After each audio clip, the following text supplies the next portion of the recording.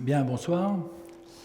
Donc, je m'appelle Christophe Couteau et je suis en effet enseignant-chercheur, physicien, donc ici à l'UTT.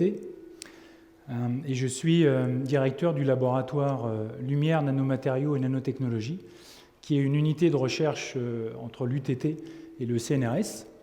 Et donc ce soir, dans le cadre de la fête de la science, comme ça a été dit, je vais vous parler de la nanotechnologie, de la recherche aux applications. Alors, la première question qu'on peut se poser, c'est qu'a priori, on associe les nanotechnologies à quelque chose de nouveau. Mais est-ce que c'est vraiment des nouvelles technologies? Et la réponse est non. Ici, en fait, vous avez un exemple parfait d'utilisation des nanotechnologies il y a déjà plusieurs centaines d'années. Donc, c'est des vitraux. Donc là, ici, j'ai un exemple. Alors, je vais voir si je peux donc, se mettre en mode vitrail. Donc, on peut voir là où la lumière passe, donc ces jolies couleurs. Donc là, on a des choses qui datent de plus ou moins vieux. Donc, des couleurs qui vont être différentes en fonction des connaissances sur les technologies, justement. Sauf qu'évidemment, à l'époque, on ne savait pas que c'était des nanotechnologies, c'était très empirique, mais on utilisait déjà des nanotechnologies. Alors juste un petit peu d'histoire, en particulier dans la région, à Troyes et dans l'Aube, on a beaucoup de chance, parce qu'on a une collection de vitraux uniques, puisque un tiers des vitraux médiévaux de France sont à Troyes et dans l'Aube, et un tiers des vitraux médiévaux du monde sont en France. Donc, ça fait une bonne proportion de ce patrimoine.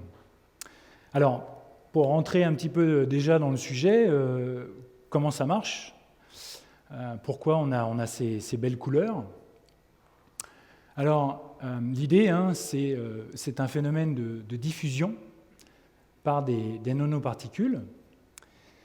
Et donc la matière est faite d'atomes.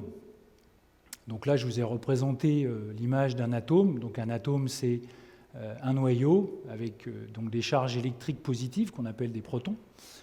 Et puis autour, on va avoir, donc ça c'est l'image qu'on en donne, qui n'est pas exactement vraie, mais qui est suffisamment bonne. On a des charges négatives, qu'on appelle des électrons, qui sont responsables du courant électrique. Et en fait, ça c'est un petit peu la brique de base, puisque quand on va pouvoir assembler ces atomes, donc la matière est faite d'atomes, eh bien on va pouvoir avoir des nanoparticules. Donc vous avez un exemple ici. Donc là, les petits points que vous voyez ici, ce sont des atomes individuels. Et donc ça forme une nanoparticule. Là, en l'occurrence, c'est de l'or. Et vous voyez ici cette barre d'échelle. Donc là, il va falloir que vous appreniez à regarder les barres d'échelle, parce que vous allez en voir plusieurs pendant le restant de la conférence. Donc là, le trait d'ici à ici, 5 nanomètres, ça veut dire qu'ici, on a une largeur de 5 nanomètres. Donc on voit que cette nanoparticule, cette particule, donc cet amas, cet agrégat d'atomes d'or, fait à peu près 5 nanomètres de largeur, de diamètre. Ici, vous avez le modèle prédictif de à quoi ça devrait ressembler, puis là, vous avez un schéma. Donc là, en l'occurrence, on a des facettes qui façonnent cette nanoparticule d'or. Donc ça, ce sont ces nanoparticules donc, qui se trouvent dans ces vitraux que les gens à l'époque ne savaient pas que c'était des nanoparticules, mais qu'ils utilisaient, et qu'ils mélangeaient, qu'ils mixaient ou qu'ils peignaient sur du verre. Donc depuis, comme vous allez le voir, on arrive à maîtriser ça. Et donc l'effet physique, c'est quoi? L'effet physique, évidemment, donc on a ces nanoparticules, mais ce qu'il faut, évidemment, c'est une interaction de ces nanoparticules avec de la lumière. Donc là, en l'occurrence, pour les vitraux, c'est le soleil. Bon, là, j'ai essayé avec mon téléphone, l'éclairage n'est pas exemplaire pour un vitrail, mais dans une église, ça marche très bien. Donc la lumière du soleil arrive, et donc elle va arriver sur ces nanoparticules d'or ou d'autres matériaux. Et ce qui va se passer, en fait, c'est que cette lumière va interagir avec l'ensemble de ces atomes, et plus spécifiquement, va faire bouger les charges négatives, donc c'est ce courant d'électrons, de charges négatives. Et ça va faire qu'il va y avoir un phénomène d'absorption, donc certaines couleurs vont être absorbées, mangées, et d'autres ne vont pas l'être. Et donc ces autres qui ne vont pas l'être, ça va être la lumière diffusée qui va donner ces belles couleurs. Donc évidemment, ce que je vais vous montrer, essayer de vous montrer, c'est que, donc à l'époque, c'était empirique, mais à présent, l'idée, c'est de contrôler. Donc là, vous avez un exemple, donc de contrôler la couleur des nanoparticules en contrôlant les nanoparticules. Donc ça peut être différentes tailles, différentes formes ou différents matériaux. Donc je pense que je vais prendre un vrai pointeur, par contre. Et donc de quoi je vais parler aujourd'hui ? Donc d'abord, je vais commencer par définir les nanotechnologies. Donc de quoi on parle, donc le nano. Ensuite, je vais parler d'exemples dans la nature, parce qu'évidemment, comme souvent, la nature a beaucoup de choses à nous apprendre. Ensuite, je fais un petit rapide historique des nanotechnologies. Et puis, en deuxième partie, donc, je parlerai du laboratoire, le L2N, et donc des nanotechnologies au sein de ce laboratoire. Et en particulier, je parlerai d'applications concrètes. Ça ne marche pas non plus, c'est pas très grave. Et je terminerai par des enjeux futurs que peut-être les nanotechnologies peuvent répondre. Alors, définition des nanotechnologies. Donc on parle de nanotechnologie quand au moins une des trois tailles de l'objet en question est inférieure à 100 nanomètres. Donc c'est ça la définition. Alors vous allez me dire, ok, mais 100 nanomètres, c'est une définition qui se mord la queue. Donc nano, ça vient du grec nanos. Donc 1 nanomètre, c'est 1 zéro, et puis avec encore 8 zéros derrière avec un 1 ici, mètre. Donc en termes de millimètres, c'est la même chose, mais j'ai retiré 3 zéros. Et en termes de micromètres, c'est 1 millième de micromètre. Alors, bon, ça, c'est pas forcément quelque chose qui va vous aider. Ça, par contre, ça devrait vous aider un petit peu plus pour vous donner un ordre de grandeur. Donc ça, c'est une photo au microscope électronique à balayage, dont je parlerai tout à l'heure du principe, d'un cheveu.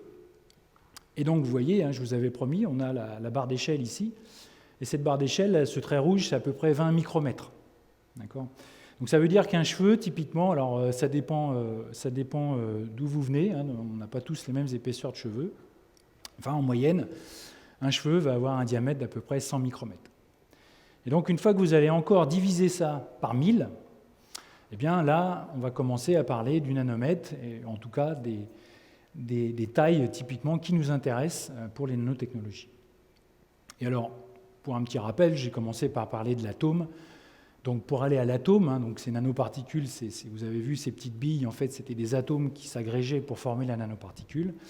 Eh bien typiquement, la taille d'un atome est de l'ordre de 0,1 nanomètre. Il faut encore un dixième de ça, d'un nanomètre pour avoir un atome. Donc vous pouvez estimer à peu près le nombre d'atomes qu'il faut pour constituer une nanoparticule, donc une centaine, 200 atomes. Alors, si je continue dans les échelles, donc ce que j'appelle l'échelle de la nature, donc vous avez ici donc une échelle, donc là vous avez 1 centimètre, on va commencer au centimètre tout de même, et puis on va descendre jusqu'à 0,1 nanomètre, qui est donc la taille, je vous ai dit, d'un atome. Et donc pour vous donner un petit peu des ordres de grandeur, donc voilà, on a une fourmi, 5 mm, des acariens, donc 200 micromètres, les cheveux dont je vous parlais tout à l'heure, de l'ordre de 100 micromètres, des cendres, alors donc des cendres donc de l'ordre de 10-20 micromètres. Ensuite, on va descendre dans le vivant, on atteint les globules rouges, donc 7-8 micromètres. Ensuite, les virus, alors en particulier celui-ci, malheureusement, qui a une taille de 100 nanomètres. Et puis on peut encore descendre pour l'ADN. Donc l'ADN, on va être entre 0,5 et 2 nanomètres. Et puis, on va s'arrêter là, donc typiquement les atomes. Donc là, vous avez un tapis d'atomes de silicium. Donc on est à 0,08 nanomètres. Donc c'est ce que je vous disais tout à l'heure, à peu près 0,1 nanomètre. Donc voilà un petit peu pour vous donner ce que j'appelle l'échelle de la nature, pour vous représenter un petit peu les ordres de grandeur. Mais ça, c'est important parce qu'on va voir pour la suite qu'évidemment, pour observer ces choses-là et contrôler ces choses-là, ce n'est pas forcément très simple. Alors, les nanotechnologies, je vous ai dit tout à l'heure, une des 3 dimensions doit être inférieure à 100 nanomètres. Mais dans les nanotechnologies, donc dans les nano-objets, on peut définir aussi 3 dimensions. Donc on peut avoir des objets à une dimension, donc c'est ce qu'on va appeler des nanofeuillets. Donc par exemple, quelque chose que vous avez dû entendre parler, c'est le graphène. Hein. On peut avoir aussi des feuilles d'or. Donc le graphène, hein, donc ça, ce serait des atomes de carbone, et donc vous avez une feuille d'atomes de carbone qui représente donc le graphène. Vous pouvez avoir des éléments 2 dimensions. Donc en fait, si je prends le graphène, si je prends cette feuille et puis je fais un tour comme ça, j'ai ce qu'on appelle un nanotube de carbone. Voilà. L'amiante, malheureusement, a aussi cette structure-là. Et je peux aller évidemment aux 3 dimensions. Donc je suis nano dans les 3 dimensions. Donc là, je vais avoir les nanoparticules. Donc là, vous avez différents objets, donc différentes formes, différentes tailles, différentes structures. Vous voyez, là, on a des aspérités, là, on a des petits cubes bien nets. Et on peut avoir tout un tas de différents matériaux. En fait, quasiment tous les matériaux qui ne disparaissent pas à température ambiante et à pression ambiante peuvent être mis sous forme nano, quasiment tous. Alors, des exemples dans la nature. Donc le premier exemple, donc j'en ai pris 3, mais il y en a plein d'autres. Le premier exemple, c'est les couleurs des ailes d'un papillon. Alors, généralement, on prend les couleurs vives. Là, j'aime bien cet exemple parce qu'il n'y a que 2 couleurs des ailes de papillon, donc il y a blanc et noir sur celui-ci. Et donc, ce qui est intéressant, c'est de regarder, donc de venir prendre une photographie, donc à nouveau, hein, je vous avais promis, s'il y a une chose que vous saurez faire à la fin de la séance, c'est regarder les barres d'échelle. Donc ici, ça représente 5 micromètres. Donc à nouveau, vous vous souvenez, 100 micromètres, c'est l'épaisseur d'un cheveu. Donc je divise par 20 et j'ai la dimension qu'on a là. Donc il y a une partie, une photographie électronique, microscope électronique de l'aile de papillon. Et donc, ce qu'on voit ici, c'est qu'on peut s'amuser à regarder donc, la structure de l'aile de papillon ici, où c'est blanc, et la structure de l'aile de papillon ici, où c'est noir. Et donc, ce qui est frappant, hein, c'est qu'on voit en fait 2 échelles, finalement. Donc, on voit sur la partie noire un type d'échelle, et on voit sur la partie blanche, en plus de ce qu'il y a sur la partie noire, on a des nanoparticules. Et c'est ces nanoparticules qui vont faire que cette partie-là est blanche, et cette partie-là est noire. D'accord ? Et ça, c'est un exemple blanc-noir, mais vous le savez, hein, il y a ces couleurs magnifiques des papillons. On peut imaginer qu'il va y avoir des structures très complexes dans la nature pour avoir ces couleurs. Le deuxième exemple qu'on trouve dans la nature, c'est ce qu'on appelle la superhydrophobie. Et donc, c'est ce qu'on appelle aussi l'effet lotus. Hein. Donc, si vous avez une feuille de lotus et puis vous avez des gouttes d'eau sur cette feuille, et donc ces gouttes d'eau, hein, on dit elles ne mouillent pas la feuille de lotus. Alors, pourquoi elles ne mouillent pas la feuille de lotus ? C'est bien parce que la feuille de lotus a une structure. Donc, ça, c'est une image de la structure, donc zoomée de la feuille de lotus. À nouveau, la barre d'échelle. Donc, cette fois-ci, on est à 10 micromètres. Où on a tous ces petits pics, là, comme ça, dessus.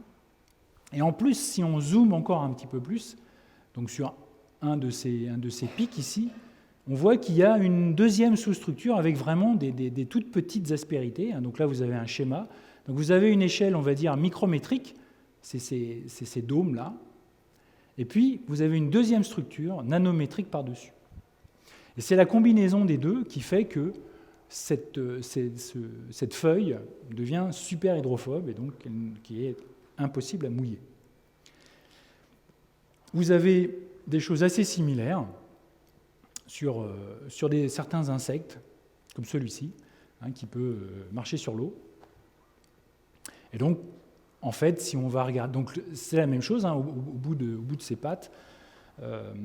Donc ces pattes ont une structure, une sous-structure qu'on voit ici, qui fait que le mouillage n'est pas possible. Donc si le mouillage n'est pas possible, l'insecte ne s'enfonce pas en fait. Et donc il arrive à se déplacer comme ça sur la surface. Troisième exemple, c'est le gecko. Alors l'autre exemple c'est Spider-Man, mais Spider-Man il n'existe pas. Lui il existe parce que donc le gecko il arrive, vous savez, il arrive à grimper, à aller où il veut, en arrière, sur les plafonds, sur n'importe quelle structure. Et donc il a en fait des multiples ventouses, et donc à nouveau, si on regarde ses pattes, donc ici, si on va zoomer à l'intérieur, on voit qu'il y a, donc là à nouveau, la barre d'échelle ici, 20 micromètres, donc on voit qu'on a une première structure, donc des feuillets comme ça, et puis si on va regarder plus près, on voit que chacun de ces feuillets ici a à nouveau une sous-structure, ici, donc là on descend à 4 micromètres, et si on zoome encore plus, on voit que donc c'est fait de multiples ventouses, comme ça, des petites ventouses, et donc jusqu'à 2 ventouses, là où on voit, alors là ici la barre d'échelle c'est 100 nanomètres, donc on a vraiment des tout petits objets. Et donc c'est ça, c'était cette multiplication de ventouses qui fait que le gecko, il peut grimper comme ça facilement où il veut. Voilà. Alors, pourquoi tout ça c'est possible? Alors, c'est assez complexe, mais je vais mettre l'accent sur une chose qu'on comprend assez facilement.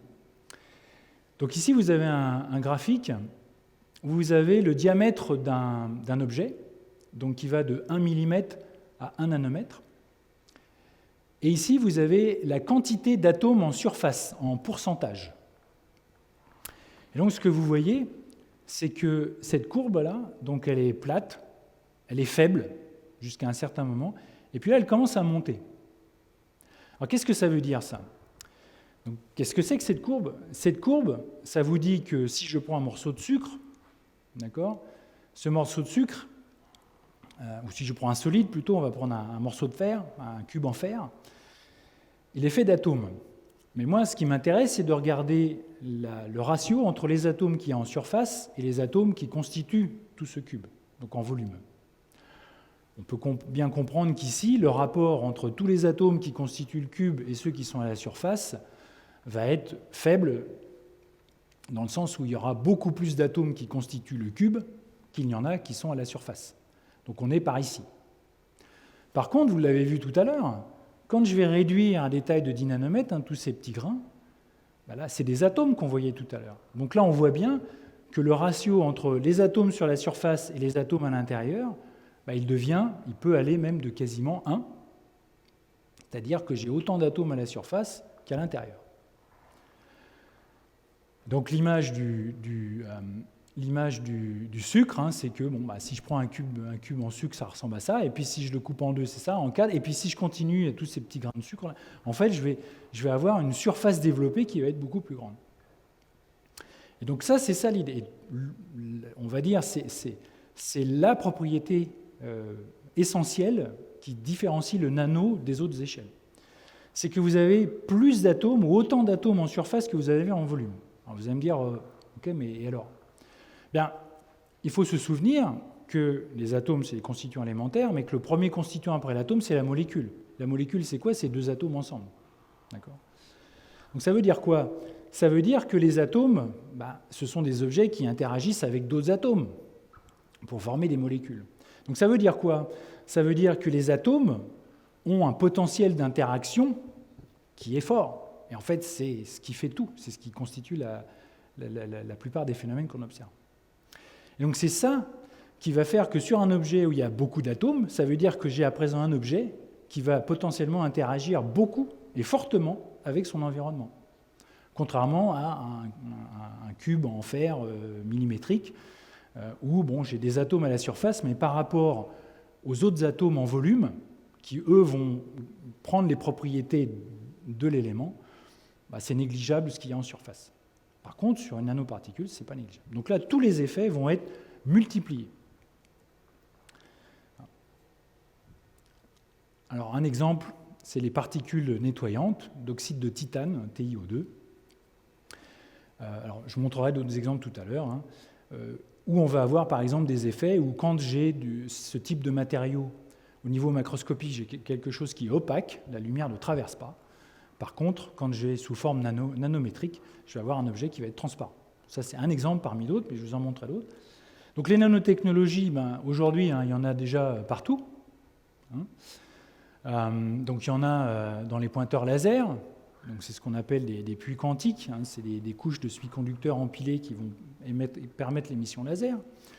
On en a évidemment dans les ordinateurs, dans toute l'électronique, c'est les transistors, c'est aussi des nano-objets, ce sont des objets qui sont très petits, c'est ça qui permet d'avoir cette capacité de calcul grandissante.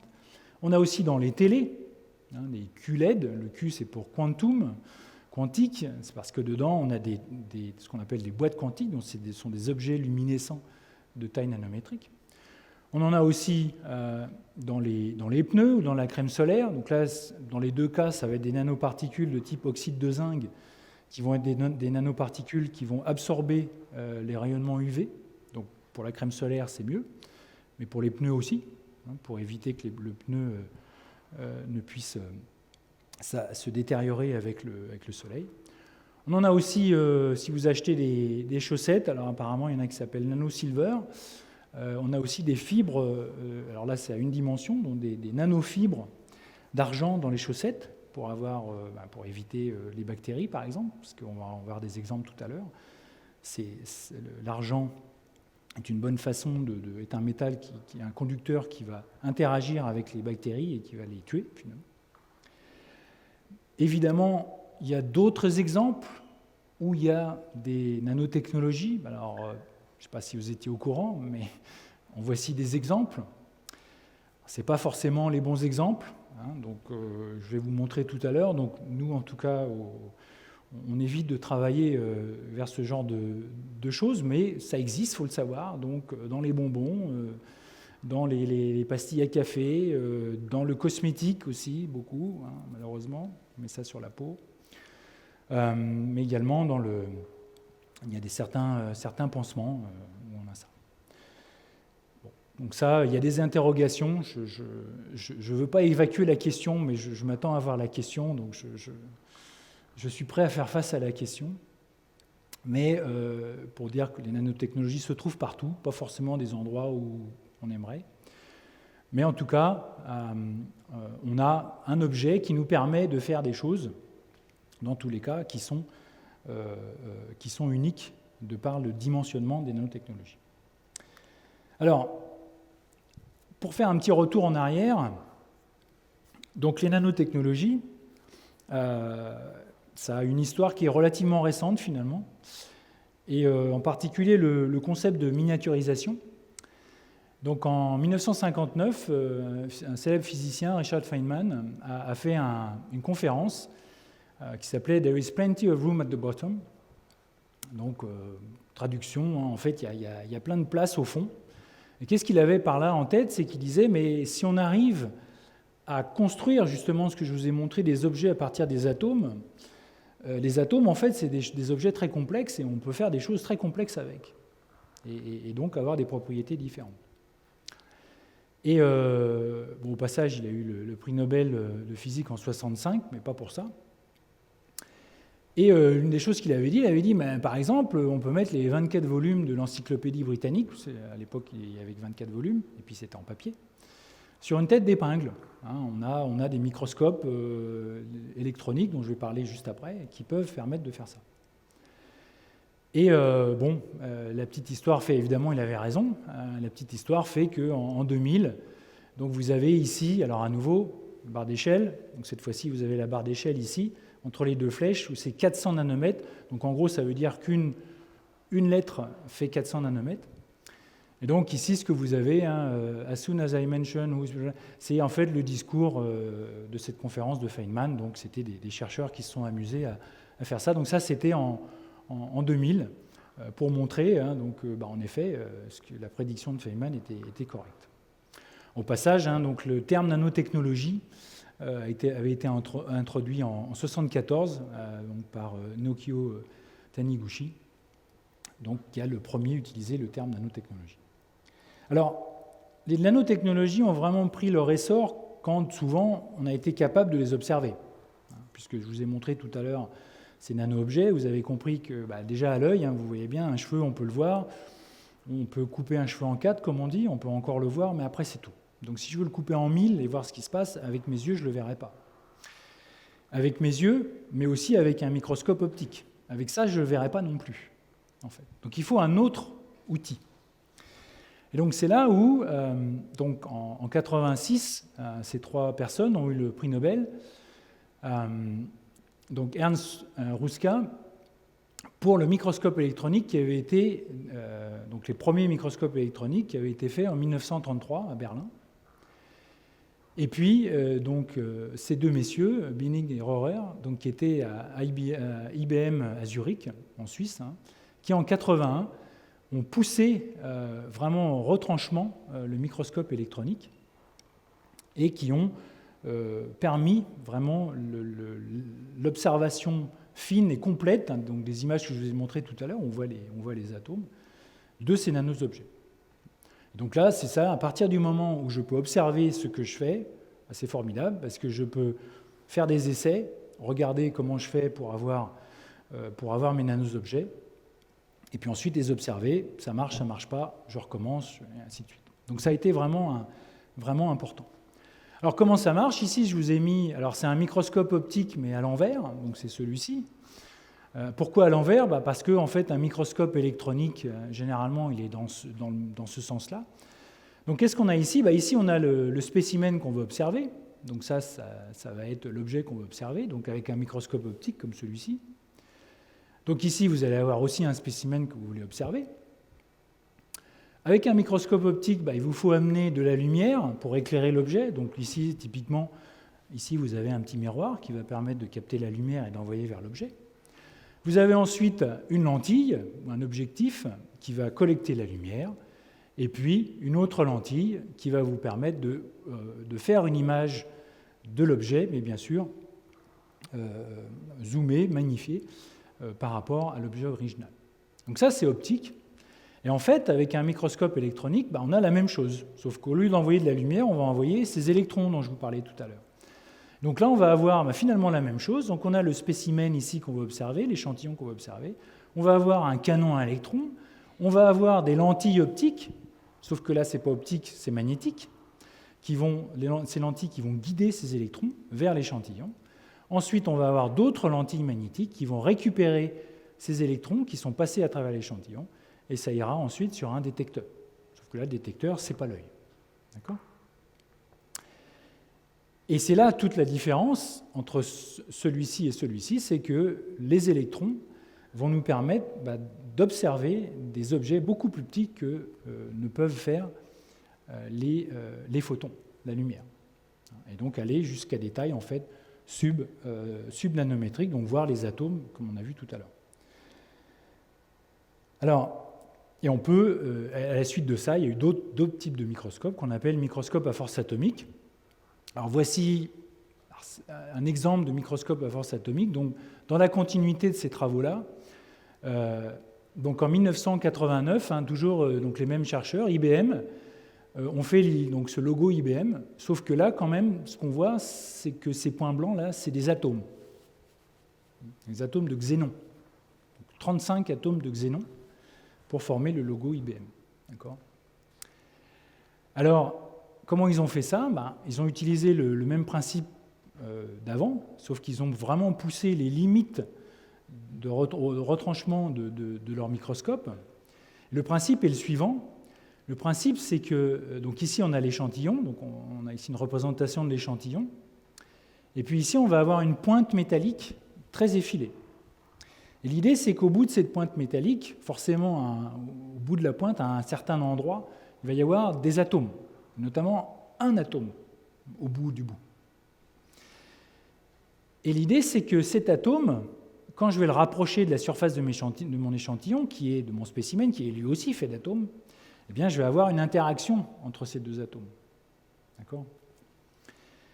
Et cette interaction, en plus du fait que je vais avoir une interaction, si je les amène très proches, je vais avoir ce qu'on appelle un effet tunnel, c'est-à-dire que des électrons qui sont dans les atomes du haut vont sauter dans les atomes du bas, donc dans les atomes du spécimen.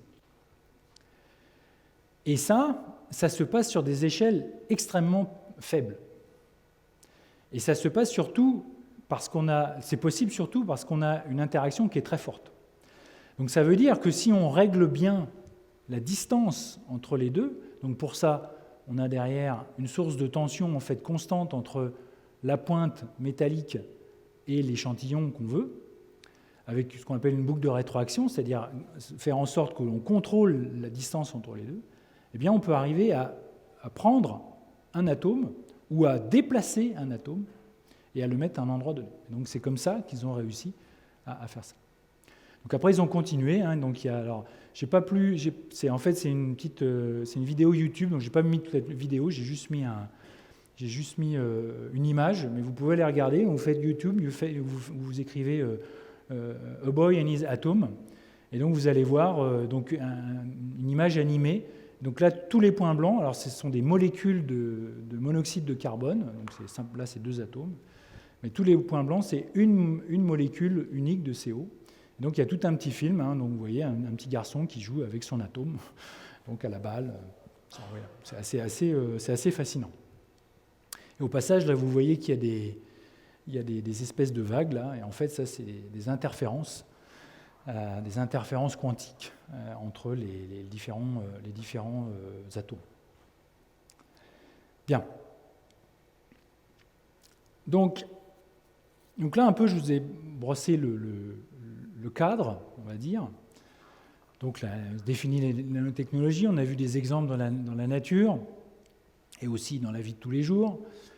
Donc, un rappel historique. Donc, qu'est-ce qui a permis de faire qu'on puisse, du coup, contrôler ces nanotechnologies et puis s'en servir pour des applications.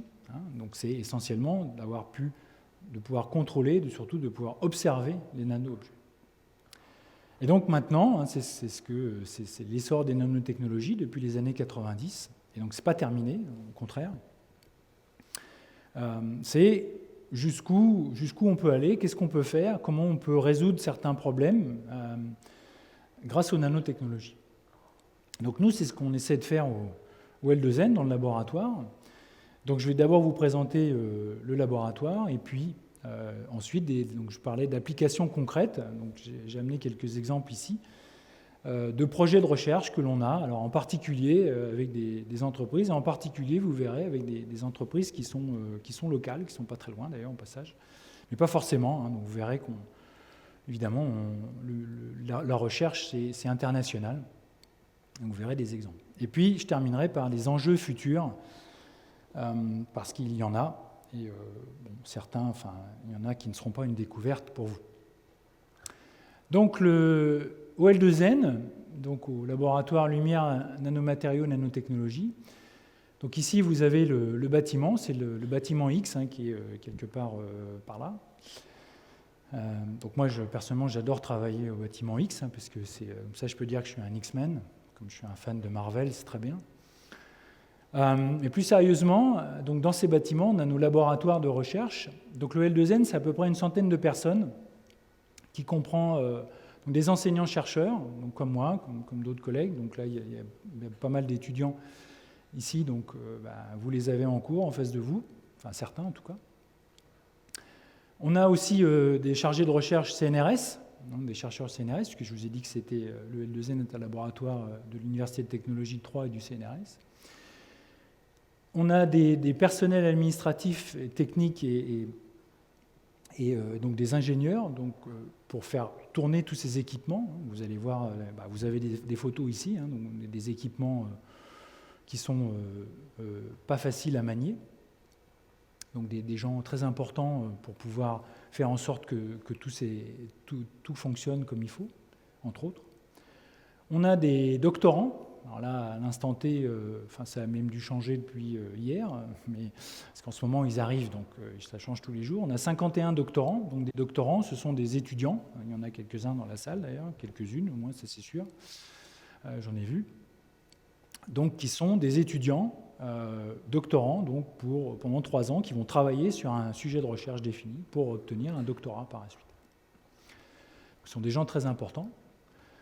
Tout le monde l'est, hein. On a aussi des stagiaires, des étudiants sur projet, et puis des visiteurs, des professeurs, des collègues, des gens aussi de l'industrie avec qui on peut travailler. La recherche, je vous ai dit, c'est international. Et donc le L2N, depuis que ça existe, donc c'est quasiment depuis que l'UTT existe, on a, alors je pense qu'il faudrait même revérifier, mais plus de 40 nationalités différentes depuis que ça existe. Hein, donc c'est bien pour vous montrer le côté international. Et donc on a plus de 1000 m² de laboratoire, et dont les 3/4 en salle blanche, dont je vais parler un petit peu après. Donc la définition de la salle blanche. Donc il y a un lien ici donc pour faire la visite virtuelle. Alors il me semble que c'est le lien actualisé, mais j'ai un affreux doute. Enfin en tout cas, si vous cherchez sur le site du L2N, il y a un endroit où vous devriez trouver un lien pour faire une visite virtuelle de nos laboratoires. Mais vous pouvez ici aussi faire une visite réelle, bien sûr, c'est mieux. Alors un petit mot sur les salles blanches dont j'ai parlé. Alors en fait en anglais on dit clean room, et c'est plus approprié puisqu'une salle blanche, on devrait dire plutôt une salle propre. Pourquoi ça ? On a parlé de nanotechnologie, donc de nano-objets. On se doute bien que ça va être important de pouvoir, pour avoir des expériences, pour reproduire des expériences, on se doute bien que le contrôle de tout un tas de paramètres va être important. Donc ce qui va être important ici, pour bien travailler, ça va être de pouvoir contrôler le flux d'air. Donc on a un flux d'air dans les salles, on a de l'air filtré et qui est renouvelé, hein, donc pour éviter toutes les poussières, toutes les particules, les microparticules. On va avoir une température contrôlée, une pression contrôlée, un taux d'humidité contrôlé, ça c'est très important aussi. Et on va avoir des salles en surpression. Donc pourquoi on aura des salles en surpression ? Parce que si on est en surpression, ça veut dire que ce qui est dedans va pousser ce qui est dehors, donc ça empêche ce qui est dehors de rentrer dedans. Et on va avoir ce qu'on appelle des SAS, donc un SAS personnel, un SAS matériel. En fait, c'est un gros mot pour dire où on a un endroit où on va pouvoir se changer. Donc comme ça, hein, pour être en ce que j'appelle en schtroumpf. Alors là, c'est en schtroumpf bleu, mais sinon on va mettre une blouse blanche avec une capuche, des gants, s'équiper. Alors le danger n'est pas pour nous, c'est plutôt nous qui sommes le danger, hein, en l'occurrence, parce que nous, on peut apporter des poussières, des choses qu'on ne veut pas à l'intérieur de nos laboratoires. Voilà. Donc les 3/4 de nos laboratoires, où on élabore tous ces nano-objets dont je vais parler, vont être en salle blanche. Alors ces nano-trucs, comme je les aime à dire maintenant, il y a 3 façons, et je vais vous montrer 3 façons de les faire, enfin 2 plus 1, on va dire. La première, c'est ce qu'on appelle la méthode bottom-up. C'est ce que je vous ai déjà parlé tout à l'heure. On part des atomes, et puis on va construire les nanoparticules. Donc ça, c'est ce qu'on appelle une synthèse par voie chimique. Hein, c'est de la chimie. Donc vous avez ici, voilà, on va passer tout un cycle. On va prendre un sel d'or, par exemple, et puis on va le mettre dans de l'eau, puis après dans du toluène. Après, on va mélanger. Bref, on va faire une cuisine un peu. Alors, surtout pour moi qui suis physicien, pas chimiste, hein, c'est un peu de la cuisine. J'espère qu'il n'y a pas mes collègues chimistes dans la salle. Mais à la fin, on va arriver donc à contrôler et à avoir ces nanoparticules de différentes couleurs, différentes formes, différentes tailles, différentes dimensions et aussi différents matériaux. On peut contrôler tous les matériaux, enfin, une grande partie de matériaux qu'on veut en fonction des applications qu'on veut. Alors la deuxième méthode, c'est ce qu'on appelle la méthode top-down, c'est-à-dire qu'on part d'une couche, on part de ce qu'on appelle nous une couche mince. Donc c'est un matériau d'épaisseur 2D qu'on a déposé, alors là c'est sur du verre par exemple. Et puis on va venir par des méthodes là, dites physiques, on va venir graver, on va venir faire un schéma donc qu'on veut. Donc ça peut être voilà, des objets comme ça en triangle, ça peut être des cônes, ça peut être ce qu'on appelle des dimères, et puis tout un tas de formes autres. Et donc alors, la méthode, c'est de fabriquer une sorte de masque. Et puis après, par donc RIE, c'est Reactive Ion Etching, c'est ce qu'on appelle de la gravure. On va venir graver à travers ce masque, et puis avoir toutes ces méthodes, avoir toutes ces formes et tous ces différents matériaux en fonction à nouveau des applications qu'on veut. Alors il y a on a pas mal de méthodes de fabrication de nano-objets qu'on développe au laboratoire. Je ne vais pas toutes les citer, d'abord parce qu'il y en a beaucoup, je serais incapable de décrire. Mais il y en a une en particulier que j'aime bien, donc l'un de nos collègues qui fait ça. Donc c'est la méthode du broyeur, ça marche pas mal en fait. Et donc l'idée c'est quoi? On prend des granules de silicium dans l'eau et puis on met ça dans un broyeur. Et en fait, on peut contrôler plus ou moins le broyage et arriver à la fin. Alors là, je le rends simplifié, c'est un petit peu plus compliqué que ça, mais enfin, l'idée reste la même, hein, ça reste du broyage. Je vous rassure, après, on ne se sert plus de ça pour faire du smoothie, hein, quand même, c'est exclusivement pour ce but-là. Et donc après, on peut arriver à la fin, après plusieurs procédés, on va arriver à une solution comme ça, où on va avoir un gradient entre des particules nano plus légères qui sont en haut du liquide et des particules micrométriques qui sont en bas du liquide. Et donc on va pouvoir récupérer le haut, par exemple, et donc avoir ces nanostructures, donc ici de silicium, donc vous voyez, 50 nanomètres. Donc là, ce que vous avez, c'est un spectre de diffraction X, qui vous dit, pour les gens qui connaissent bien ça, qui vous dit qu'on a bien une particule de silicium, une nanoparticule de silicium. Voilà.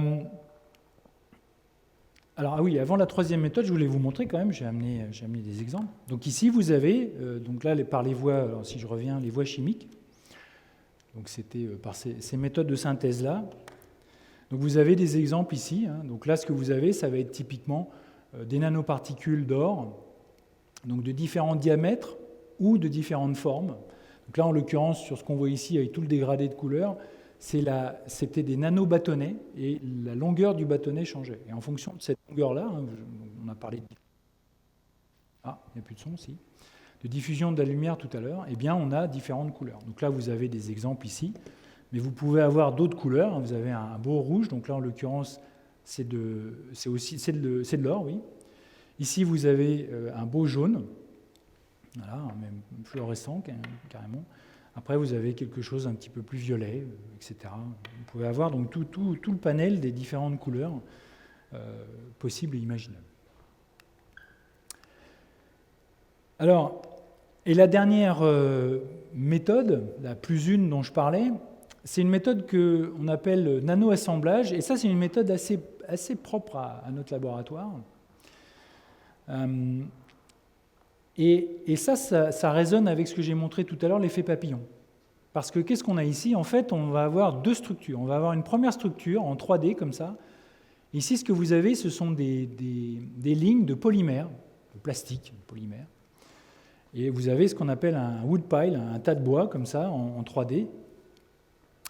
Et donc mes collègues, maintenant, ce qu'ils arrivent à faire, c'est à venir mettre par-dessus tout ce qu'ils veulent, pratiquement, en termes de nanoparticules par-dessus. Donc ils viennent décorer, un peu, on peut voir ça comme ça, ils viennent décorer cette structure 3D avec des nanoparticules par-dessus. Donc vous avez des exemples ici. Là, on a un zoom.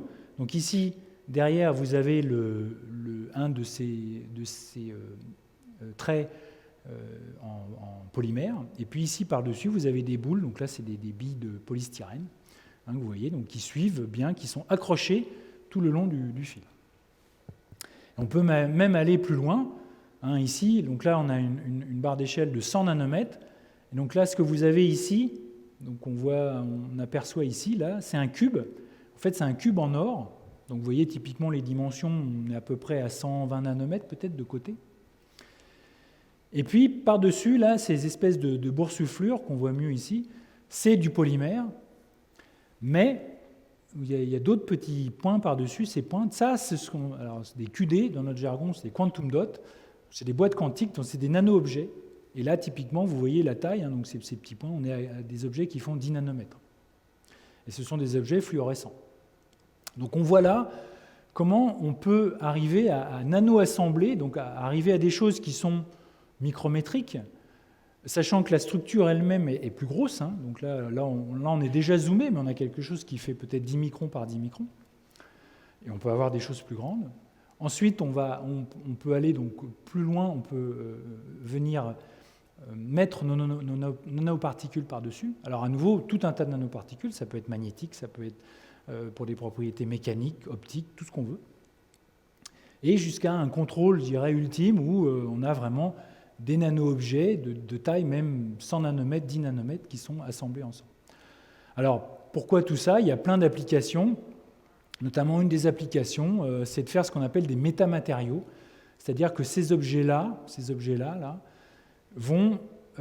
n'existent pas. Alors pour le coup, on peut réaliser des structures dont les propriétés optiques n'existent pas dans la nature.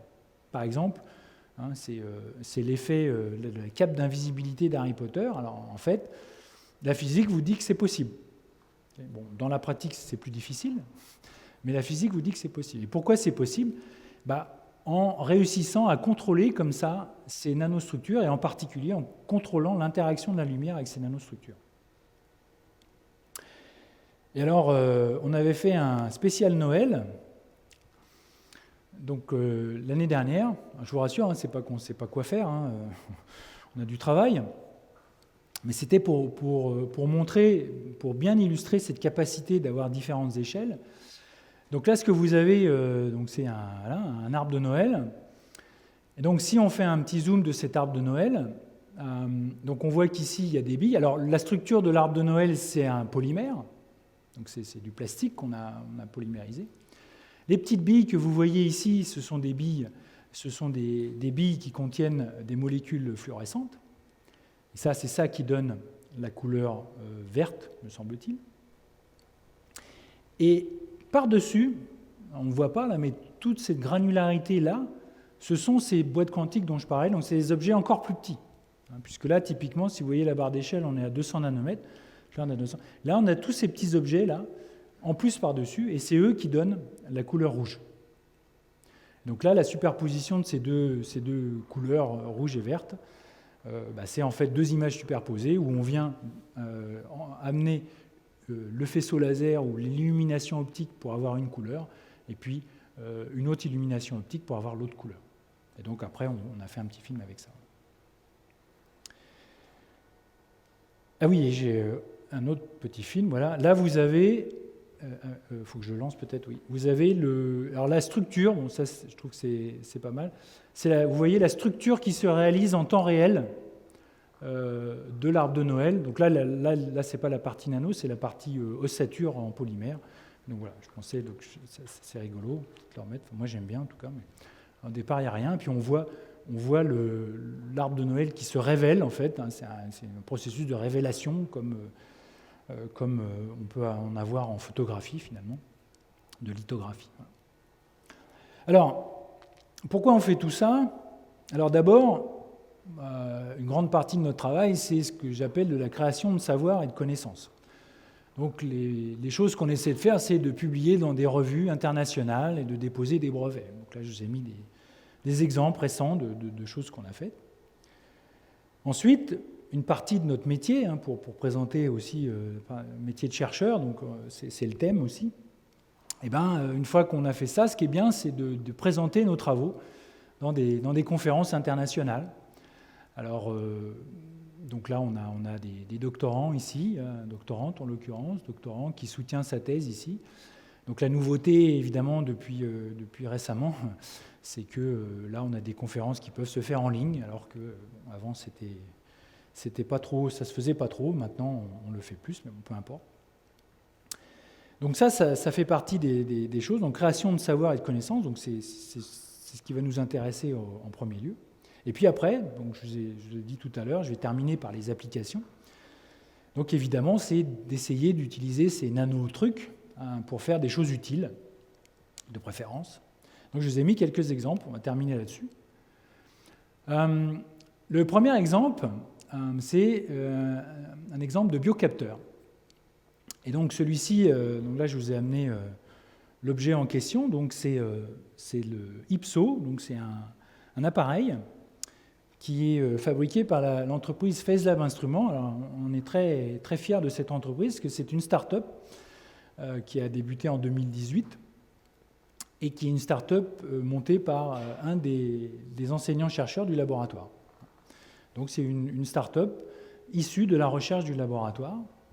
Et là, en l'occurrence, qu'est-ce que c'est ? À l'intérieur de ce boîtier, vous avez donc sur la surface ici vous avez une lame en verre, donc c'est à la surface ici, vous allez avoir une lame en verre, et puis à l'intérieur ici, vous allez avoir un dispositif optique où vous allez avoir de la lumière qui va arriver sur cette surface, donc par l'intérieur, et puis qui va être réfléchie et détectée donc par un détecteur. On va arriver comme ça, on va détecter comme ça.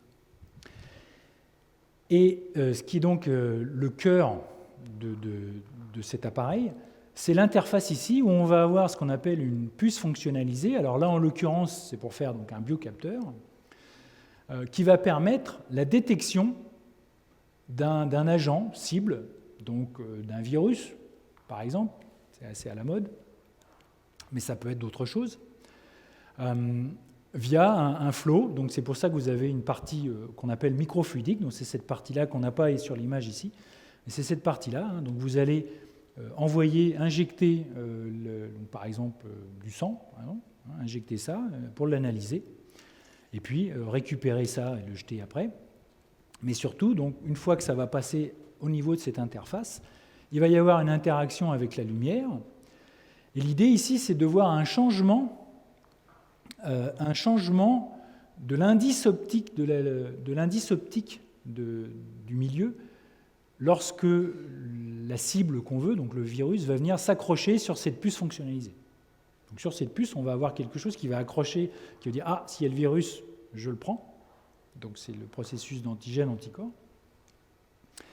Et une fois que ce virus, par exemple, sera sur la surface, ce qui va se passer, c'est que l'interaction de la lumière avec maintenant ce nouveau milieu, qui est l'ancien plus le virus, eh bien, l'indice optique sera différent. Donc l'interaction de la lumière sera différente. Et donc on peut observer cette interaction grâce à ce détecteur, et donc être capable de dire « Ah ben oui, là j'ai le virus dans cette fiole de liquide qui est passé à travers. »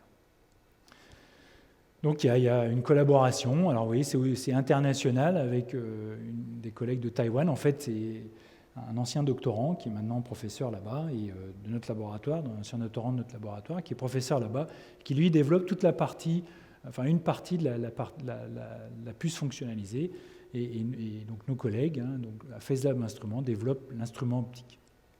Donc il y a aussi une collaboration avec Institut Pasteur qui a démarré à la suite d'un projet pour détecter le fameux SARS-CoV-2 l'an passé. Deuxième exemple, évidemment, le vitrail. Donc là, c'est un exemple d'une étude qu'on a faite sur un vitrail lalique d'une église de Reims, l'église Sainte-Nicaise. Donc vous voyez ici le vitrail. Donc là, il était posé, là, il était déposé. Donc vous voyez qu'il y a ces belles couleurs jaunes. Et en fait, une interrogation, c'était, là, on ne peut pas se rendre compte, ça ne rend pas du tout justice à l'objet, c'est qu'il y avait des dégradés de couleurs jaunes qui n'étaient pas du tout évidentes à expliquer optiquement. Et donc on a fait une étude, donc on a envoyé une source lumineuse, on a pris des morceaux, parce que vous voyez que malheureusement c'était un peu cassé, mais heureusement pour nous, on a pu récupérer des morceaux, et donc avec un petit montage optique, regarder comment la lumière se comportait lorsqu'elle traverse ce morceau de verre, avec un détecteur derrière, et puis essayer de comprendre quelle était la raison pour laquelle le différent rendu de couleurs sur ce vitrail. Puis il y avait une autre raison aussi, c'était d'essayer de trouver les constituants de ce vitrail. Je vous ai parlé tout à l'heure du fait qu'à l'époque, il y a très longtemps, on employait des nanotechnologies, on ne savait pas ce que c'était. Là, ça, c'est pas si vieux que ça. Ça doit avoir peut-être moins de 100 ans, et pourtant, on ne sait quand même pas comment ils ont réussi exactement à faire. Donc c'était intéressant de savoir. Donc il y a eu une étude. Donc là, vous avez un spectre de rayons X pour voir quels composants peuvent être dedans, sachant que donc ça, c'était un projet avec la manufacture Vincent Petit, donc qui est pas très loin ici. Et donc, ce sont des gens qui sont experts dans la conservation du vitrail, mais aussi dans la fabrication de nouveaux vitraux. Donc c'est intéressant, donc de vitraux modernes pour l'art par exemple. Donc c'est intéressant de confronter un petit peu les découvertes sur des choses anciennes ou moins anciennes ou plus anciennes, et puis de voir comment on peut, il y a un exemple ici d'ailleurs, puisqu'il est là, je vais vous le montrer, donc comment on peut ensuite contrôler ça, et puis avoir des objets. Donc là, à nouveau, l'éclairage n'est pas très bon. Normalement, il devrait venir de derrière, mais bon. Où on va pouvoir contrôler ces différents nano-objets et cette interaction entre le verre et puis les différents constituants. Donc ça, c'était un projet. Alors, au passage, on voit que le pic le plus important ici, c'est du silicium, ce qui est normal, puisqu'il y a du verre, plus l'oxyde de silicium, du verre. Donc c'est tout à fait normal. Mais donc voici un projet. Donc au passage, je remercie Manufacture Vincent Petit, parce que ça vient de chez eux. Et donc il y a une thèse de doctorat qui est en cours sur ce type de projet. Troisième application, c'est de la bioimagerie. Donc c'est ce qu'on appelle, alors en anglais on dit du cell patterning, ce qui est évidemment comme souvent en anglais plus précis. J'essaie de trouver la traduction, alors mon collègue me dira peut-être autrement, mais donc c'est de la structuration cellulaire. Donc ce que vous voyez ici, donc là tout ce que vous voyez ici, ce sont des cellules. Et l'idée, c'est qu'il y a, donc moi je ne suis pas un expert, mais il y a beaucoup de raisons de s'intéresser à l'adhésion cellulaire. Comment les cellules adhèrent et comment les cellules vont interagir avec leur environnement. Donc ici, par exemple, vous avez vu des petits films, je peux les remettre. Alors le mieux, c'est peut-être que je fasse ça, ça et ça, voilà. Où on a ici des cellules qui interagissent avec deux protéines différentes, donc la fibronectine ici et le collagène ici. Et donc, ce que regardent mes collègues, sont cette adhésion cellulaire. Ils font de l'imagerie. Donc, vous voyez ici un exemple d'imagerie d'une cellule. Pour voir, donc les différentes couleurs ici, ça va être en fait l'interaction entre cette cellule et la surface. Et donc, on trouve des choses qui ne sont pas forcément intuitives de comment cette cellule interagit avec la surface. Et donc ça, c'était, je dirais, il y a un petit peu de temps. Donc maintenant, l'une des choses que font mes collègues, c'est qu'ils vont fonctionnaliser la surface d'un échantillon pour pouvoir forcer finalement les cellules à se trouver à un endroit, pour pouvoir les forcer à être à un endroit donné, pour ensuite voir leur interaction avec la surface. Parce que le problème avec les cellules, c'est qu'elles ont leur propre idée, donc elles ne font pas forcément ce on aimerait qu'elles fassent. En tout cas, c'est ce que j'ai compris de l'interaction avec les cellules. Et donc là, l'enjeu, c'est de dire, oui, mais si je veux évidemment comprendre l'adhésion cellulaire, ce serait bien que la cellule au moins reste au même endroit, que je puisse voir comment ça interagit. Donc là, voilà, ça, c'est des procédés qui ont été mis en place récemment par mes collègues. Autre exemple, dans ce qu'on va appeler le display. Donc ça, c'est un projet de recherche en interaction avec une entreprise qui a sa R&D pas très loin d'ici, là, c'est à côté à côté du Leclerc par là-bas. Il s'appelle Voodoo. Et donc Voodoo, eux, ce qu'ils font, c'est qu'ils font du bois transparent, du bois translucide. Alors ce qu'il faut savoir, c'est que dans le bois, donc il y a plusieurs constituants, mais il y a en particulier un constituant qu'on appelle la lignine, qui est un polymère, à nouveau. Et en fait, on peut mettre en place des processus pour extraire la lignine du bois.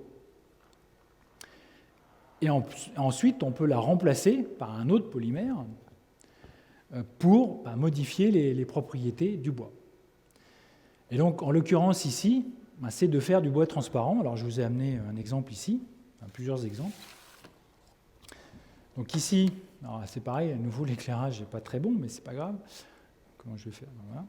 Voilà. Donc, si vous avez un bois transparent, donc on voit que quand ma main est assez loin, du bois, on ne voit pas à travers. Par contre, là, à nouveau, l'éclairage n'est pas très bon, mais quand ma main se rapproche, on va se mettre là, peut-être, non, c'est pire, voilà, là. Quand ma main se rapproche, on voit à travers le bois. Chose que normalement, on ne fait pas trop, on n'est pas censé voir à travers du bois. Ici, vous avez un exemple un peu plus parlant. Donc, si je suis ici, on ne voit pas. Quand je vais me rapprocher, on voit. Donc, l'idée, c'est d'utiliser ces propriétés-là pour pouvoir faire du display, en l'occurrence, donc des tableaux de bord interactifs, mais pas que. Donc Voodoo, vous pouvez les voir sur le site. Alors je vous rassure, dans toutes les entreprises dont je parle, j'ai aucune action chez eux, donc voilà. Disclaimer. Mais vous pouvez aller voir. Donc il y a en fait un gros potentiel pour ça. Par contre, il y a beaucoup d'interrogations, et c'est là où c'est intéressant. Donc c'est là où on travaille avec eux. Donc on a une doctorante qui est embauchée, donc qui est salariée de cette entreprise et qui travaille donc dans l'entreprise, mais aussi au sein de notre laboratoire. Et donc de travailler sur un des aspects de ce bois, de ce Voodoo, en particulier aux propriétés optiques de ce bois transparent, translucide. Alors, il y a d'autres applications en sécurité. Et ça, on l'a tous les jours. Alors, on ne l'a pas utilisé beaucoup depuis 1 an et demi, mais c'est dans votre passeport. Donc, votre passeport, ou même sur les billets de banque, vous avez des hologrammes.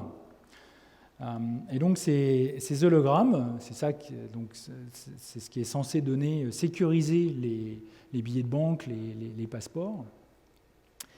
Et donc en France, il y a une entreprise qui s'appelle Suris, qui travaille sur ces hologrammes, qui fabrique des hologrammes. Et l'enjeu pour eux, évidemment, c'est d'aller plus loin dans les technologies pour pouvoir réussir à faire des hologrammes qui sont vraiment infalsifiables ou extrêmement difficiles à dupliquer.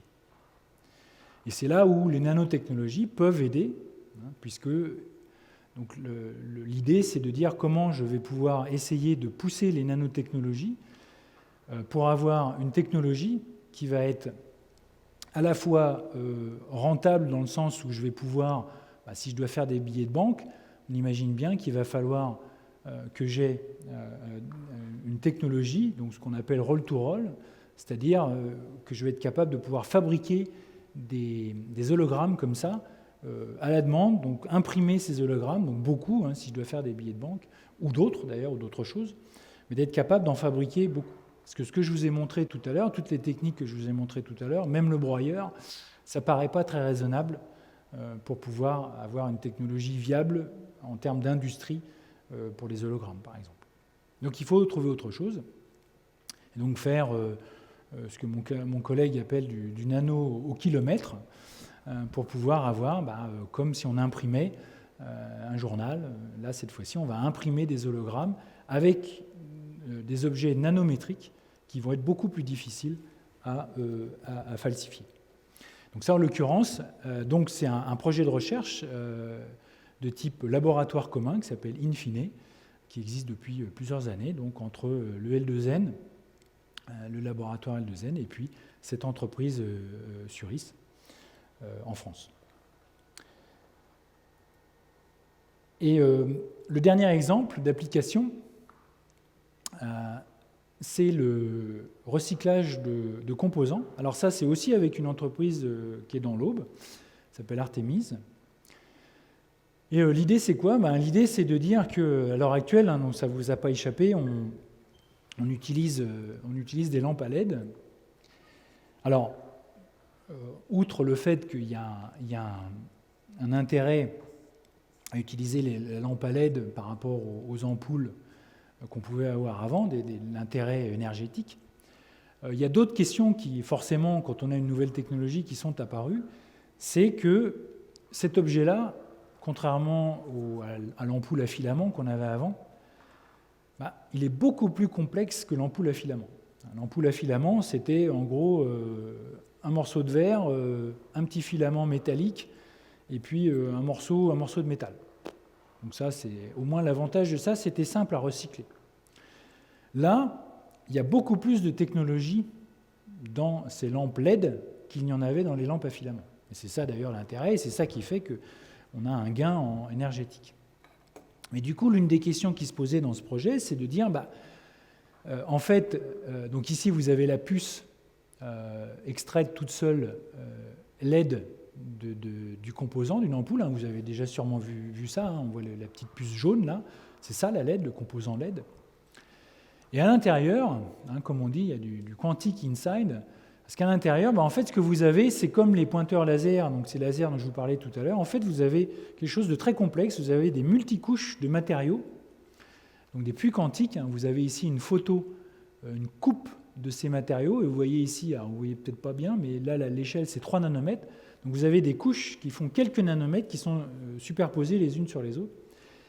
Et de matériaux qui sont des matériaux, ce qu'on appelle typiquement des terres rares, donc par exemple faits à base d'indium ou de gallium, donc des matériaux qui sont, comme le nom l'indique, rares.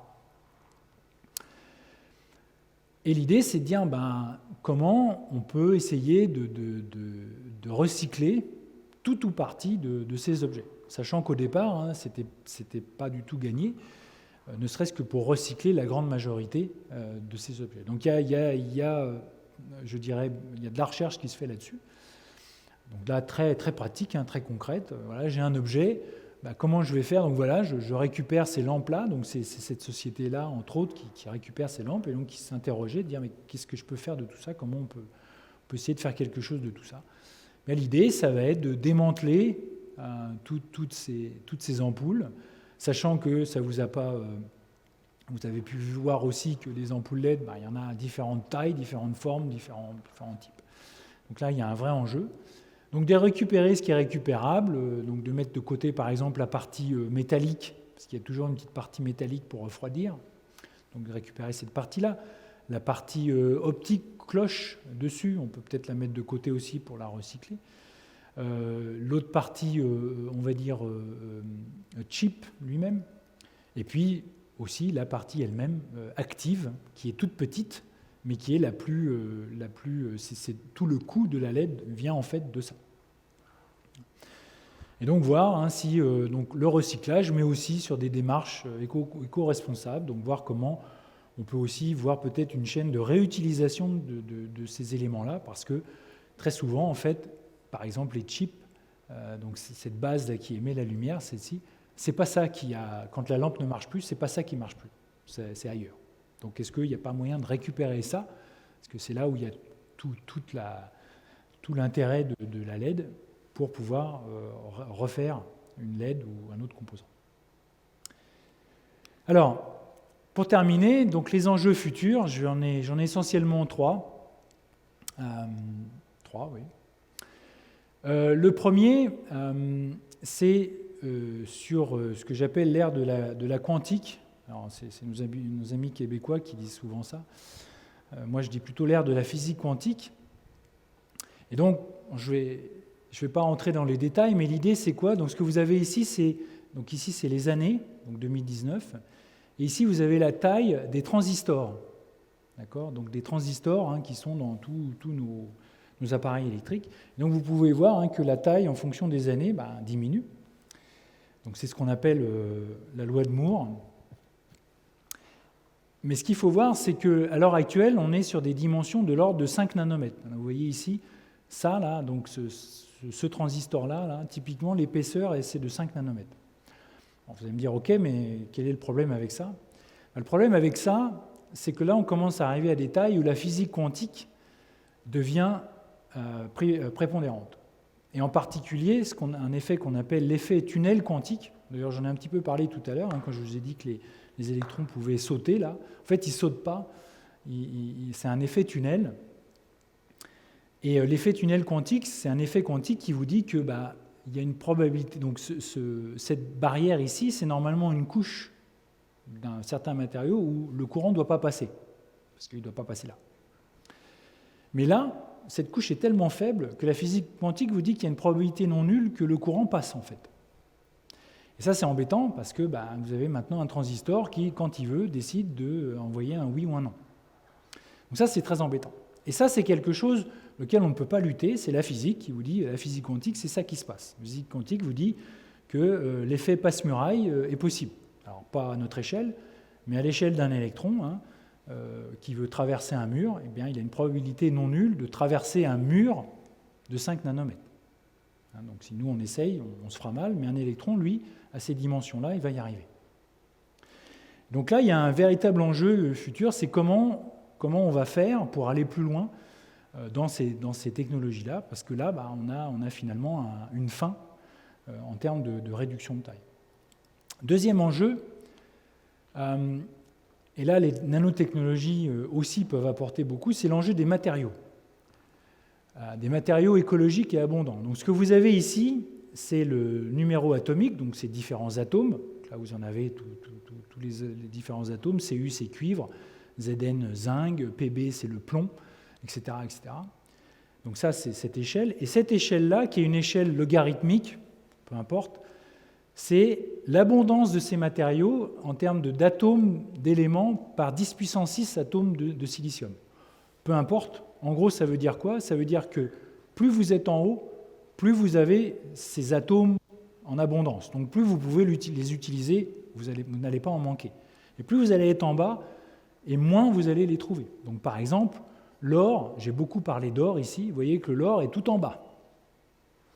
Donc l'or, pour les nanotechnologies, ça marche bien, mais il y a une véritable interrogation dans notre laboratoire. Est-ce qu'il serait temps plutôt de passer à d'autres matériaux, comme par exemple l'aluminium, qui lui est en revanche fortement abondant. Donc là, on voit qu'il y a un enjeu aussi, matériaux, écologique, de dire, voilà, on a ça, je vous ai parlé de terres rares tout à l'heure, donc c'est pareil.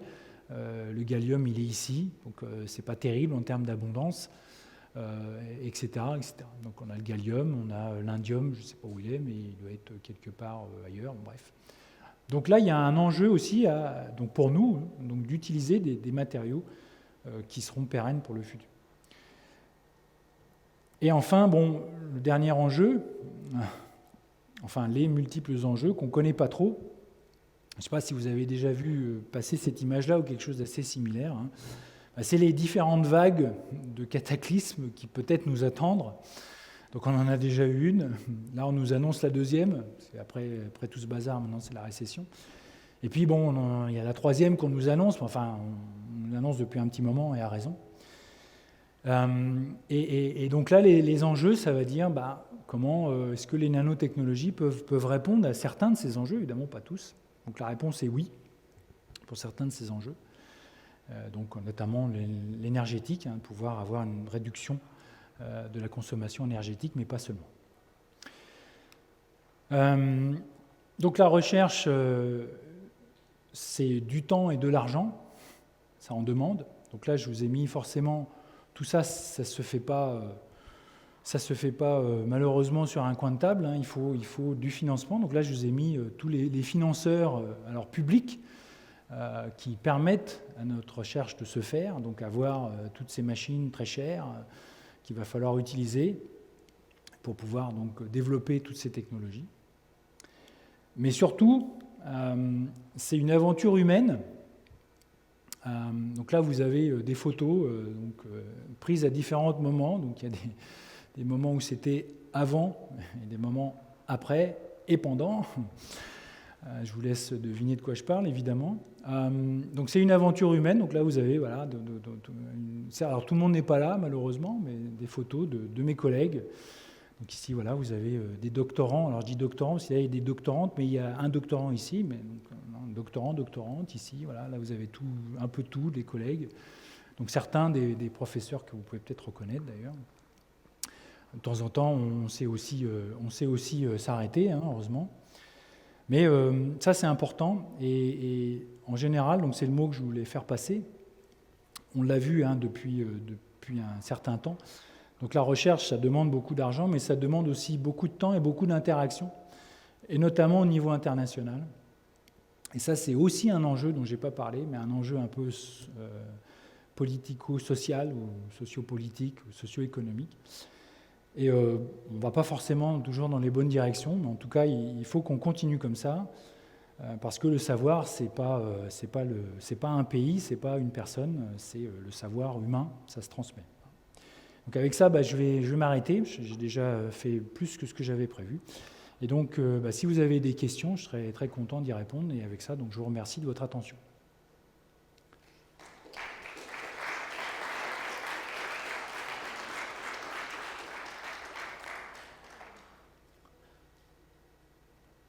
Alors, est-ce qu'il y a des questions ?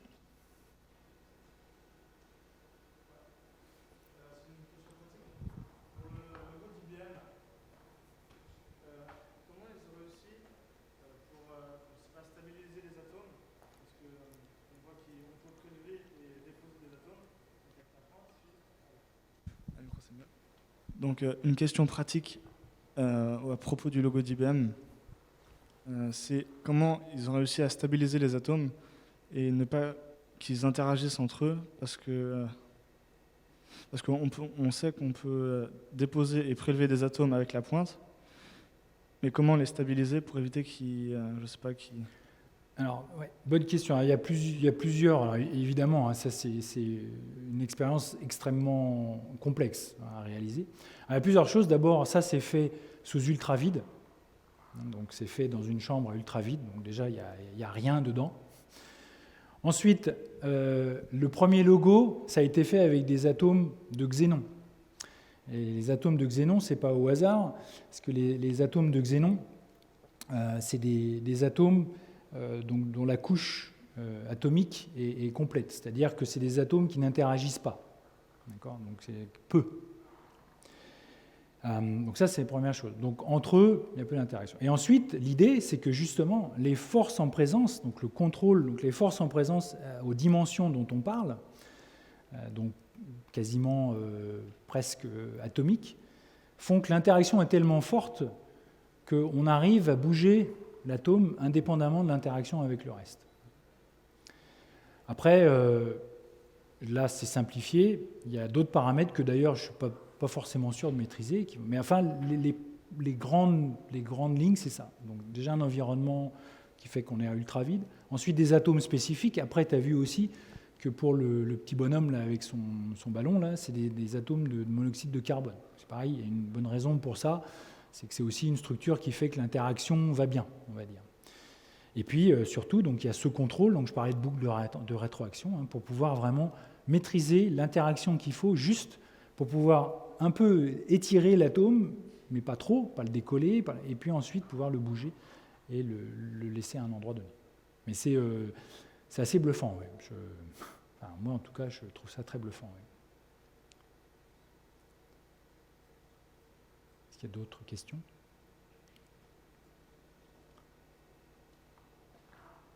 Merci beaucoup en tout cas pour cette intervention. Moi j'avais une question, donc vous avez montré par rapport aux nanoparticules 10 puissance moins 9, est-ce qu'aujourd'hui c'est possible de voir des objets du quotidien encore plus petits que les nanoparticules ? Alors oui et non. Disons que le problème avec la taille des nanoparticules, donc là, typiquement, les objets dont on parle, on est de quelques nanomètres, c'est vraiment le plus petit qu'on peut faire, jusqu'à donc 10 nanomètres, 20 nanomètres. C'est typiquement les tailles qui vont bien, entre guillemets, où on arrive à les contrôler et on arrive à avoir des effets qu'on veut. Après, plus petit, en fait, on va tomber sur un peu les problèmes qu'on a vus là, c'est-à-dire qu'après, on a des objets qui sont tellement réactifs qu'on ne peut plus vraiment les maîtriser. Donc, il y a un ratio, ou alors il faut être dans des conditions extrêmes, ultra vite. Mais donc, pour les applications de tous les jours, parce que c'est ça la question, ça devient compliqué. Donc, c'est déjà compliqué à ces échelles-là, parce qu'une chose, par exemple, il y a quelque chose d'assez compliqué, c'est quand on va avoir ces particules en solution, il y a un effet qui se fait, c'est que je vous ai dit que ces particules, elles aiment bien interagir. Dans la solution, elles vont interagir, elles vont s'agréger. Elles vont avoir tendance à s'agréger. Donc déjà là, de faire en sorte qu'elles ne s'agrègent pas, donc il faut faire ce qu'on appelle une fonctionnalisation de la surface pour empêcher, en l'occurrence, là, qu'elles s'agrègent. Mais d'un autre côté, il faut faire ça pour pas qu'elles soient ensemble, mais d'un autre côté, il faut qu'elles puissent interagir avec autre chose. Là, je n'ai pas montré d'exemple, mais il y a des exemples aussi dans le médical où on peut utiliser des nanoparticules. Donc il faut qu'elles puissent faire ce qu'elles sont censées faire, mais pas autre chose qu'on ne veut pas qu'elles fassent. Donc ça, c'est pas facile de trouver le juste milieu. S'il y a d'autres questions ? Tout au fond ? Tu sais tout, toi ?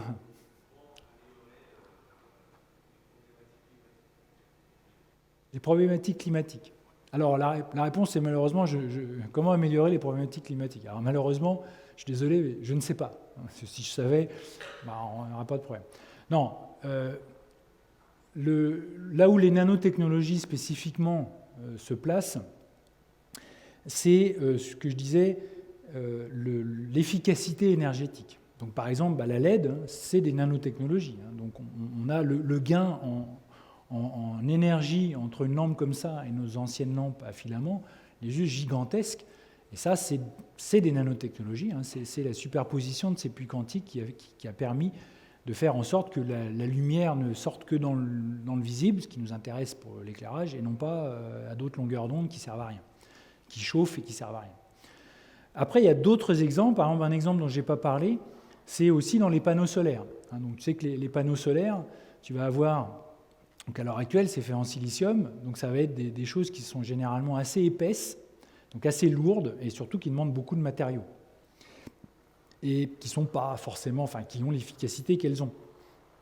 Et pourquoi c'est épais ? Parce qu'il faut s'assurer que la lumière du soleil puisse être complètement captée, ou le plus possible captée par le matériau. Et donc, grâce aux nanotechnologies, ce qu'on peut faire, c'est dire, maintenant, on a vu les propriétés un peu particulières, on dit, maintenant, je vais réduire la quantité, l'épaisseur de silicium, je vais nanostructurer la surface, comme on a vu là, le gecko ou autre, pour faire en sorte que, alors pas au hasard évidemment, pour faire en sorte que je puisse piéger la lumière, donc la piéger à la surface. Et si je piège la lumière à la surface, ça veut dire qu'elle va interagir plus longtemps avec le silicium et donc avoir une chance plus grande ou équivalente d'être absorbée que l'épaisseur de silicium que j'avais grosse comme ça. Donc ça, c'est une façon d'arriver à un résultat meilleur et donc plus facile, parce qu'évidemment, après, donc tu peux avoir aussi, là je parlais de technologie roll-to-roll, tu pourrais imaginer de faire ça maintenant avec cette structuration de silicium.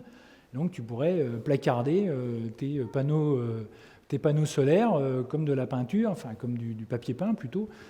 Donc on peut voir qu'il y a des gens qui travaillent là-dessus, qu'on peut voir qu'il y a un intérêt pour ça, mais il y a plein d'autres exemples. Alors après, ça va être sur des échelles plus petites, évidemment, on n'est pas à l'échelle... ce que je veux dire, c'est que les nanotechnologies, on se rend bien compte que ce n'est pas quelque chose qui va être vu sur une échelle planétaire, dans le sens où on ne peut pas passer d'un endroit à un autre. Mais l'énergétique, en tout cas, peut apporter, au point de vue énergétique, ça va apporter des solutions, ça c'est sûr. Mais pas que. Bon, c'était un exemple d'enjeu, il y en a d'autres. Bonsoir, merci pour votre présentation. Je voudrais aller un peu plus loin. Donc le nano, vous nous avez montré tout à l'heure une courbe, on descend jusqu'au nano, on ne va pas au picot, parce que je suppose qu'on n'a pas l'outil optique pour aller jusqu'au picot. Ensuite, je voudrais avoir un autre enseignement, c'est que est-ce que l'étude sur le verre luisant a été faite ?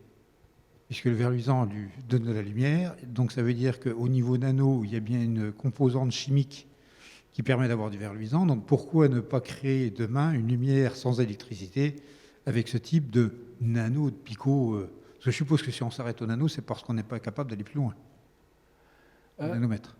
Alors, c'est pas qu'on n'est pas capable d'aller plus loin, c'est que après on arrive au niveau atomique. Et là, pour aller plus bas, c'est des échelles énergétiques qui sont complètement différentes. Donc si vous voulez savoir ce qui se passe au sein d'un atome, il faut aller au CERN. Donc là, voilà. Donc c'est plutôt pratico-pratique. Après, il y avait plusieurs questions dans votre question.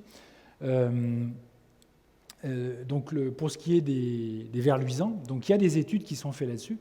Mais donc une chose sur laquelle je rebondis sur votre commentaire, c'est que là, je vous ai montré l'effet papillon, ces choses-là. Et ça, en fait, curieusement, c'est des choses qui sont apparues assez récemment.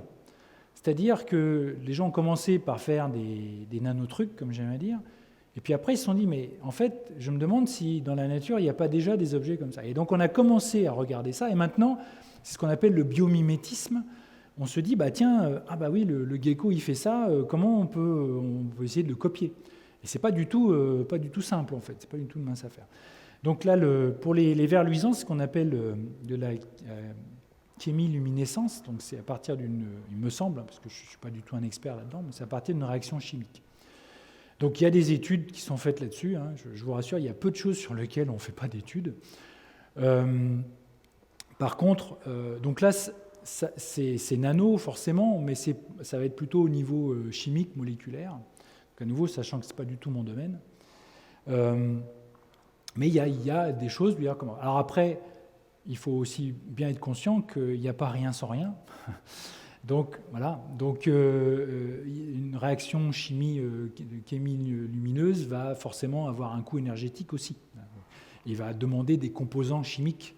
Donc, comment on peut... Est-ce que ça peut être intéressant? Mais ce qui est clair, donc ça, je ne sais pas, je n'ai pas du tout la réponse. Mais ce qui est clair, et ça, vous avez raison, c'est de voir un petit peu les exemples de la nature, et il y en a plein, et de dire, il y a déjà des choses qui existent. La nature, ça fait longtemps qu'elle s'est bien travaillée. Donc comment est-ce qu'on peut essayer de copier ça, ou de mimiquer ça, ou de reprendre ça différemment pour faire mieux ou différent? Mais en effet, c'est un enjeu. Donc ce qu'on appelle le biomimétisme, et il y a beaucoup de travaux là-dessus, oui, tout à fait.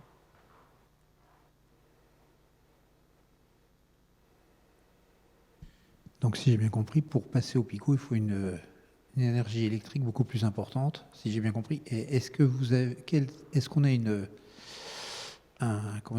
un nombre d'outils pour passer déjà au nano? Parce que là, vous nous avez montré un élément pour gratter. Est-ce qu'il y en a d'autres, quoi? Ouais. Oui, alors donc, en effet, la limite, c'est la limite. Alors là, on est dans l'industrie.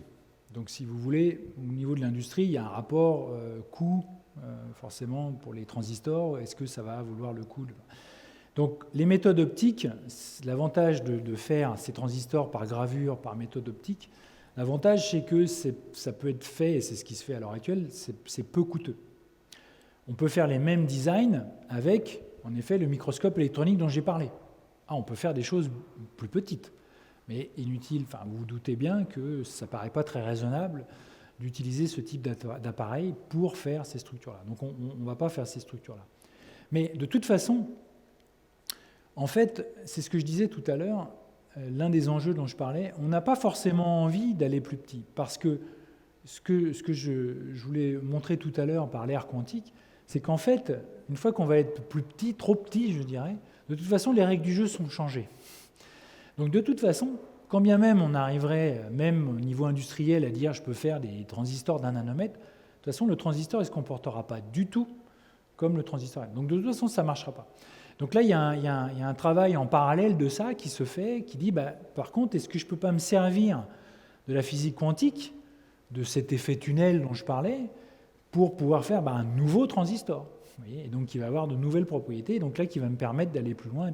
Et c'était en fait cette idée de Feynman au départ, qui était quelqu'un qui faisait des recherches dans la physique quantique, c'est pour ça qu'il a eu le prix Nobel en fait, et qui lui a pressenti cet intérêt de dire, mais attention, à ces échelles-là on a la physique quantique, et là les règles du jeu sont complètement différentes. Donc on peut s'attendre à ce que les comportements et les composants soient complètement différents. Et il avait raison, comme beaucoup de choses de ce qu'il a dit d'ailleurs. Voilà.